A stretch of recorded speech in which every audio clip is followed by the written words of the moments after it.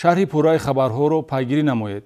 дар ноҳияи Ҷаббор Расулов ба кормандони милитсия муяссар гардид нафареро боздошт намоянд, ки дар 5 ҳолати дуздӣ гумонбар аст. майлу хоҳиши зиндагии муфтхӯрона гумонбаршуда Зиёӣ Муҳаммадзиё, сокини ҷамоати деҳоти Сомониёни ноҳияи Ҷаббор Расуловро ба содир намудани дуздиҳо водор намудааст, ки имрӯз аз карда пушаймон аст. кормандони шӯъбаи вазорати корҳои дохилӣ дар ноҳияи Ҷаббор Расулов дар рафти пайгирии дуздиҳои ба қайд гирифта чеҳраи нафареро шинохта гардониданд, ки новобаста аз ҷавонию нерӯмандӣ пой дар ҷодаи ҷинояткорӣ гузошта ному насаби худро доғдор сохт. шаҳрванд Зиёӣ Муҳаммадзиё соли таваллудаш 1993 истиқоматкунандаи ҷамоати деҳоти Сомониёни ноҳияи Ҷаббор Расулов дар содир намудани силсила дуздиҳо гумонбар аст. майлу хоҳиши зиндагии муфтхӯрона гумонбаршударо ба каҷрафторӣ тела дода, аввалан дар ҳудуди заминҳои саҳроӣ ва кӯча агар дуздӣ содир менамуд, рафта рафта ба ғайриқонунӣ ворид шудан ба манзилҳои истиқоматӣ ва тасарруфи пул ва ашёҳои арзишнок иқдом кардааст.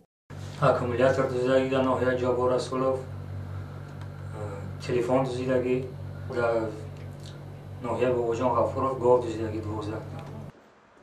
гумонбар шуда давоми моҳи сентябр ва октябр дар ҳудуди ноҳияи Ҷаббор Расулов 4 ҳаракати тасарруфкорӣ анҷом дода ба шаҳрвандон, ки асосан сокинони деҳаи Зарафшони ҷамоати деҳоти Сомониёни ноҳия мебошанд, зарари молумулкӣ расонидааст. масалан санаи 30 сентябр терминали пулгузаронӣ воқеъ дар кӯчаи Ҳамдамови ҷамоати Сомонионро ҳадаф қарор дода 778 сомонӣ тасарруф кардааст. дар ҳудуди деҳаи Зарафшон аз сабукравӣ дар кӯча гузошташуда аккумулятор ва ба ҳамин монанд санаи 20 октябр дар дили шаб ба манзили истиқоматӣ воқеъ дар кӯчаи Тошифи деҳаи Зарафшон ғайриқонунӣ ворид гардида ороишоти тиллоии занонаро тасарруф кардааст. гузашта буда 11 шаб биромадам, якта чалаи тилло, қатъи як гӯшвори тилло ва ду чалаи оҳанӣ гирифтам. милитсияи ноҳияи Ҷаббор Расулов услуби дуздиҳоро омӯхта минтақаи маъмуриро зери назорати оперативӣ гирифт ва дар натиҷаи шароити идорашаванда Зиёӣ Муҳаммадзиё ба даст афтод.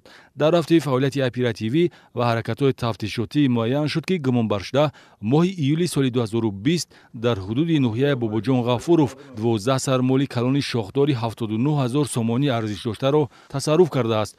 ошкор шудани дуздиҳо хавфу хатари боз як ҷиноятпешаро аз ҷомеа дур сохт ва бо моддаи 244 кодекси ҷиноятӣ парвандаи ҷиноятӣ оғоз карда шудааст.